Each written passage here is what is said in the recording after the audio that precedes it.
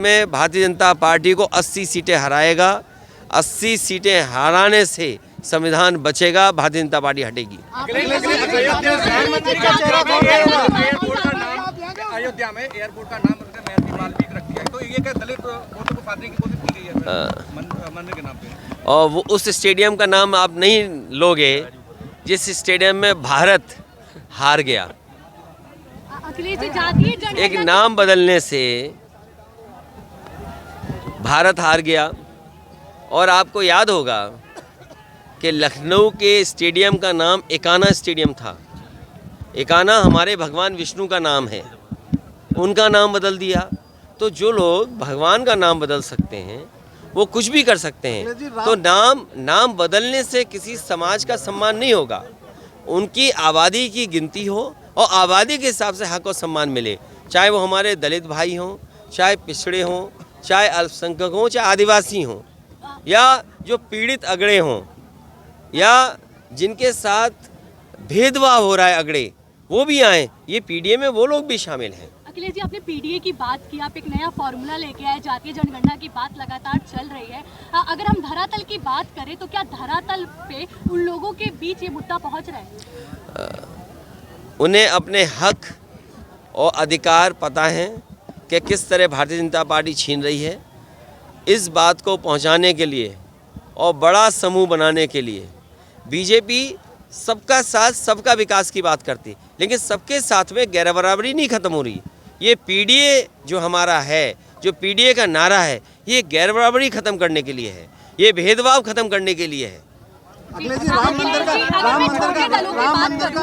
का समाजवादी पार्टी शुभारंभ होने जा रहा है, उद्घाटन। क्या आप मानते हैं कि बीजेपी इसके नाम पर धार्मिक ध्रुवीकरण करना चाहती है 2024 के मिशन के लिए? अरे पत्रकार साथियों, उनके पास यही है, इनके अलावा कुछ नहीं है।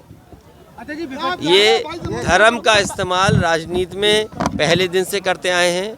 जनता को धोखा देना इनका एक तरह से व्यवहार समझ लें, धंधा समझ लें, या इनका कार्यक्रम समझ लें, या इनकी रणनीति समझ लें। ये धर्म से राजनीति करने का तरीका इनका रणनीति का हिस्सा है।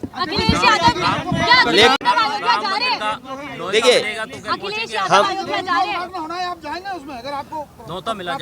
देखिए आप लोग भी समझदार लोग हैं और बहुत जागरूक हैं।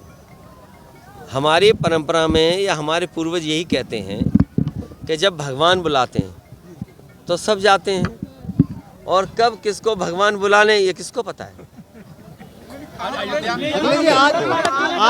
अगर ये बात गलत हो तो बताओ। आज अयोध्या ना आए, अपने घर पे ही दीपक जलाएं, ये पीएम का बयान है। नहीं, देखिए, लोग अयोध्या जाएंगे, लोग भगवान श्री राम के दर्शन करने जाएंगे, भगवान श्री राम जी के परिवार जो है उनका दर्शन करेंगे, तो लोग तो जाएंगे। और ये लोग जाएंगे जिनको भगवान बुलाएंगे, और जब जिसका समय आएगा वो जाएगा। आज रेल के किराए बढ़ा दिए गए हैं, आज रेल का किराया हर बार का बढ़ा दिया है। तो सोचिए, अरे मेरे साथी ये सही बताया, तो मेरे दिमाग से निकल गई बात। और रेल का उद्घाटन नहीं किया प्रधानमंत्री जी ने। देखिए आप, प्रधानमंत्री जी कह रहे ये यात्रा वो यात्रा, लेकिन ये नहीं बताया गया ये सब यात्राएं महंगी होने जा रही हैं। उन्होंने पूरे देश की यात्राएं बताई कि ये यात्रा यहाँ की सबरीमलाई की यात्रा, अरुणाचल की यात्रा, 14 कोसी यात्रा, आपके कलकत्ता के लोग आएंगे, रामेश्वरम से लोग आएंगे, सब यात्राएं उन्होंने बताई। लेकिन उन्होंने ये नहीं बताया यात्रा आने में आपको कितना खर्चा बढ़ जाएगा। और फिर आप बताइए, चाय महंगी होगी कि नहीं होगी महंगी? ईंट महंगी होगी कि नहीं महंगी? आज ईंट की कीमत क्या है और चाय कितनी महंगी हो गई? महंगाई चरम सीमा पर है। लोगों के हाथ में नौकरी रोजगार नहीं है। लोग नौकरी रोजगार न मांगे, इसलिए ये सब कार्यक्रम हो रहे हैं। अखिलेश जी, यात्रा की बात हो रही है तो राहुल गांधी न्याय यात्रा करने जा रहे हैं। देखिए, चुनाव के समय हर व्यक्ति यात्रा करता है या कार्यक्रम करता है, और ये कार्यक्रम इसी तरह चलते हैं पॉलिटिकल पार्टीज के। जब यात्रा पहुंचेगी तो अखिलेश यादव साथ होंगे।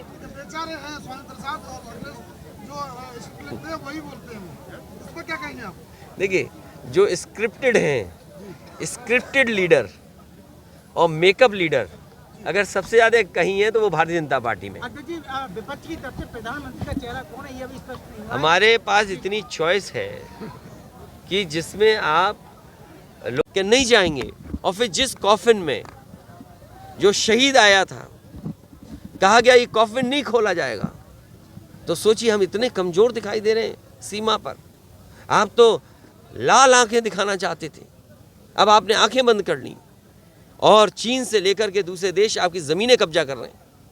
और एक दिन आएगा कि आपको बहुत से इलाकों में जाने के लिए, जो भारत का इलाका था, आपको पासपोर्ट चाहिए होगा।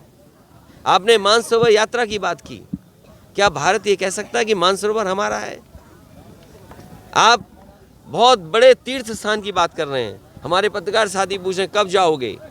अगर हम ये आपसे पूछें कि बीजेपी के लोग हमसे पूछते हैं कि अयोध्या कब जाओगे, हम बीजेपी के लोगों से पूछते हैं कि कैलाश और मानसरोवर कब भारत में आएगा।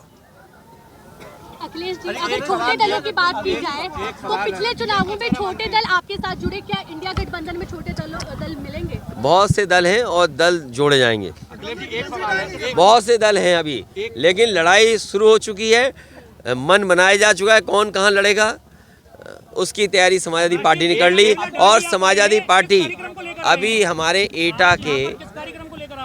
एटा के सभी नेता कार्यकर्ता बैठे थे। हमारे पूर्व सांसद देवेंद्र यादव जी थे, कैलाश यादव जी थे, पार्टी के अध्यक्ष थे, पदाधिकारी थे और भी जिम्मेदार नेता थे। उन सब से राय मशवरा लिया है। उनकी जो भावना है उसी भावना से हम लोग फैसला लेंगे। देश की जीडीपी को क्या कहेंगे? क्या देश की जीडीपी के बारे में ये बोलेंगे कि हमारे मुख्यमंत्री जी हैं, वो कह रहे हैं $1 ट्रिलियन इकोनॉमी। और $1 ट्रिलियन इकोनॉमी बनाने के लिए 30 की ग्रोथ रेट चाहिए, 30%। क्या संभव है आपको? तो इसलिए जो व्यक्ति अपने नाम के आगे योगी लिखते हों और योग न कर पाते हों, तो उनसे जीडीपी की बात क्यों करते हो? वो बात अंग्रेजी में इसलिए बोलते हैं जिससे आप लोग समझ ना पाएँ। जैसे ज़ीरो टॉलरेंस, कानून व्यवस्था के लिए ज़ीरो टॉलरेंस नहीं, कानून व्यवस्था ज़ीरो हो गई है। $1 ट्रिलियन इकोनॉमी, कोई जानता ही नहीं $1 ट्रिलियन क्या है। यहाँ आलू पूछ रहे लोग, खाद के बारे में जानना चाहते हैं, आप कह रहे $1 ट्रिलियन इकोनॉमी। अखिलेश जी, जिन नेताओं पे आपने अभी इशारे में कहा जमीन कब्जाने का जो बताया, वही नेता जो है आपका तो सवाल कर रहे हैं कि उनका कहना यह है कि जो समाजवादी की लाल टोपी है ना, वो कार सेवकों के रंग से खून से रंगी है। ये मुझे पता नहीं कौन कह रहा है, मुझे नहीं पता कौन कह रहा है। देखिए ऐसा है ना, कुछ लोगों के बारे में ना बोला है तो ही अच्छा है। कुछ लोग हाईलाइट होने के लिए कुछ भी बोलना चाहते हैं। और रंग जानते हो लाल क्यों है? ये रेड कलर इमोशन का कलर है। अगर आप खुश होंगे तो आपके गाल और कान लाल हो जाएंगे, आप दुखी होंगे तो आपकी आँख और कान लाल हो जाएंगे। और हमारा खून हो, इनका खून हो, किसी का खून हो, सबका रंग लाल है। लाल जो रंग है वो इमोशन का है, और जो इमोशन लेस लोग हैं वही इस तरह की बात कर सकते हैं। आपका मन है? बहुत धन्यवाद आपका।